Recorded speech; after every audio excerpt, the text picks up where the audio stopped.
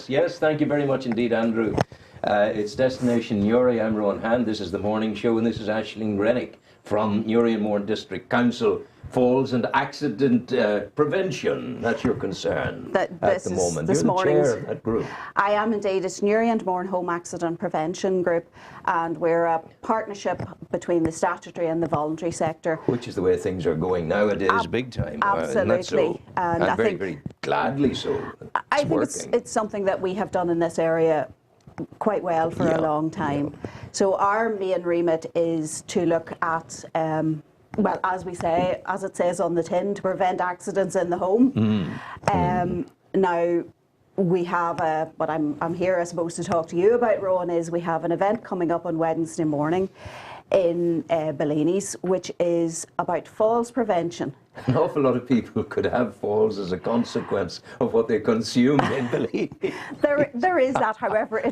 That's not what we're talking about. I will assure you it will be a strictly sober event. But I'm sure you aren't aware, and to be honest, until recently I wasn't, but now more people die in Northern Ireland every year as a result of accidental falls than die on the roads. This doesn't surprise me, because we had a recent thing in our area of a lady who fell in the home and she died. I have been telling my former wife constantly as I see her in her home, I said, look, for goodness sake, don't be leaving stuff on the stairs, people coming down the stairs. Now, very wisely, folk can have additional handrails fitted and things like that.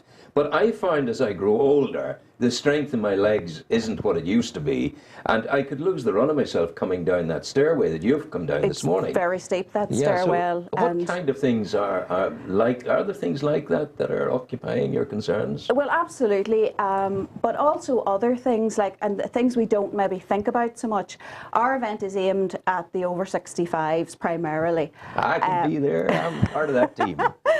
And people who've either had a fall or who would be at high risk of falls. So obviously there are the obvious things like tripping hazards and that in the home, but also things people don't maybe think about so much as their eye health, looking after their eyes, looking after their feet, and proper shoes, proper foot care, particularly sometimes slippers wouldn't perhaps be as good. We all like our slippers very comfortable, so we tend to make them loose and they flop about. Exactly, so they can be quite dangerous. And another one that people maybe don't think about is their medicines, particularly older people who might be on perhaps a cocktail of medicines. Oh God. And so this sounds very scary, but we're not trying to be that.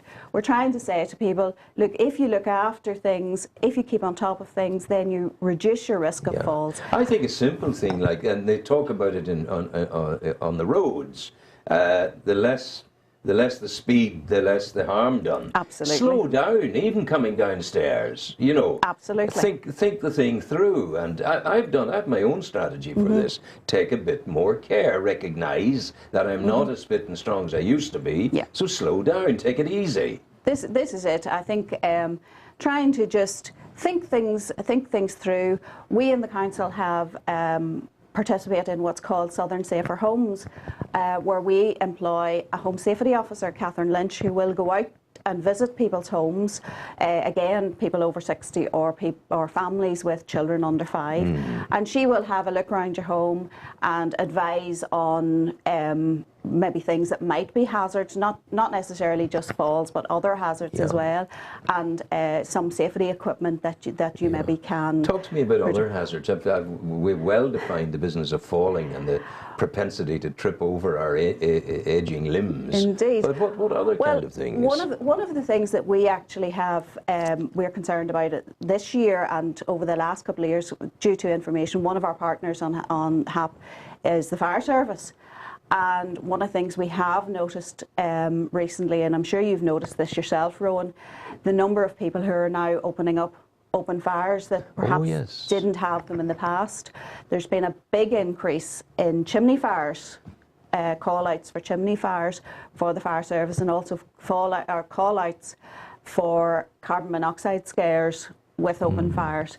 So I think there's an issue there that we have been looking at, and that perhaps people are putting things on their fires that they maybe shouldn't be, and also maybe they haven't had their chimneys swept, and we're trying to encourage the, I suppose, to encourage people to get their chimneys swept regularly. Like, it's a small cost, but you know, it could be a very big investment in your home safety. Absolutely. And the thing about, is it possible for people to get assistance with, say, an old person living at home, maybe the person's 70, there's an open fire. Can that person get assistance with chimney cleaning with the purchase of a carbon monoxide detector? At this point, unfortunately, up until very recently, our home safety programme we're giving out carbon monoxide monitors. Now, there has been a recall on the monitors at this point. Why? Just it's a safety precaution, really. There were monitors that weren't working. We have not had any problems with any of the monitors that we have given out here locally, but it's an issue of the particular model. Until that gets sorted out, they weren't going off. I think that was the issue. Now, our home safety officer would never have left a home without testing to have made sure that they were actually the But what I'm concerned about is if I'm old and it'll be lovely to go on the Wednesday. Lovely to go on the Wednesday out to do the learn about falls. But if I'm old, lonely, living alone at home, and I think, oh God, where do I get the £30 for a carbon monoxide detector? And I don't have it. I'd love to be able to ring the council and say, can you get me one of these? And you'd love to be able to say yes. I would love to. And this time last year, Rowan, I could have said that because we had some from the home accident group ourselves, and that's something that we may well look at again, trying to see if we can source some funding for that. And hopefully the programme will, so once they get this issue sorted out with the alarm, that's all good. We get that one moving as well. And things like if you have romantic old people with candles and nice bottle of wine with dinner, it's a cocktail. And some foolish people would still smoke. If you have that combination, absolutely. It's care that we needs really taken. would encourage people, don't smoke. Don't smoke in bed, particularly. And people, I'm afraid, still do. Don't smoke at all. Well, preferably don't smoke at all. But if you do smoke, and I recognise people do smoke, and it's very difficult for them to give up, Rowan. It's not that easy. There are. Obviously, you can contact Newry and Mourne Trust, Health Trust, or the Southern Trust, and who will help you if you wish to give them up.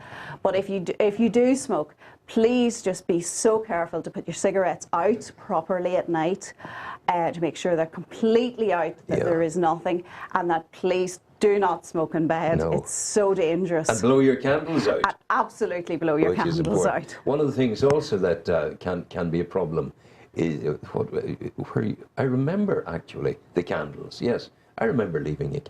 The other thing, candles, you must blow them out. But the iron, when you do the ironing in the morning, at 70, what I do now when I iron my shirt, I go through a process. Shirt is ironed, switch off plug, pull out plug. And that's how I do it. If I don't go through that system, it's a system you need to develop. That keeps you safe. It is. It's very, very much about that, and we would encourage people at night as well to switch electrical appliances off, just to make sure that they are completely switched off, and don't run obviously things like dishwashers at night when you're in bed, because they can be a fire hazard. So it is about taking some precautions, and you can significantly reduce your risk of accidents by taking some simple precautions. I think I'm not doing too badly. I think you're doing okay, Rowan. So Wednesday we'll all be at the at Bellini's. What time? It's at 10 o'clock now. We have very limited numbers, and there may be a couple of places left. I'm not 100% sure. I haven't checked this morning. So it is by booking only. I'm afraid you can't turn up and expect to get a place, because we just won't have it. Council bureaucracy. If you're in need, you need a book.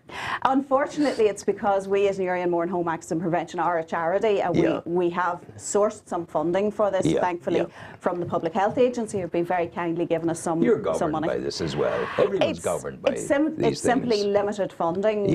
We have only a certain number of places that we can... Actually, Aisling, that's the reality of the modern world, isn't it? It is, unfortunately. As much as we would like it to be otherwise. It is, very much so. And I mean, I would like to be able to offer this broader, but because we have the limited funding, we do try and reduce it to people who have either, as I say, had a fall or who would be at significant risk. You're targeting it sensibly. We have to do that, unfortunately. And I mean, I would encourage people, younger people, to look after their bones earlier in life, to make sure that they get enough calcium, to make sure they get vitamin D from the sunlight. You need at least 10 minutes of sunlight a day. It can be a bit problematic by expecting your bones to take on board the cod liver oil when they're 70-year-old bones. Unfortunately, that is the thing, and we do all lose bone density naturally as we get older, but there are certain things, again, like our vitamin D and calcium to prevent that. Aisling Rennick, thank you very much indeed. Thank you very much, Rowan. Go well. Thank you God bless very you. much. Take care. Thank you. That's fine.